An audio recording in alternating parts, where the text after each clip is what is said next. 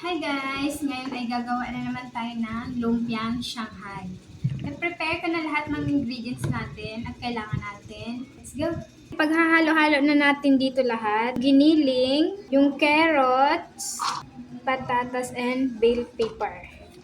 Ilagay na natin yung bawang, tsaka sibuyas. Ilagay tayo ng paminta. Then, magic sarap.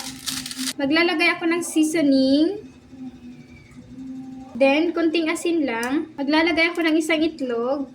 Halo-haloin natin, guys. Malinis yung kamay ko, guys. Kaya, kamayin ko na lang. Okay na to, guys. Irarap na natin. Habang nirarap ko nga to, na-excite na talaga ako at mas lalo akong nagugutom dahil amoy na amoy ko na talaga na masarap to. Syempre, dahil sinabi kong masarap dahil ako ang gumawa niyan, may kasamang pagmamahal yan.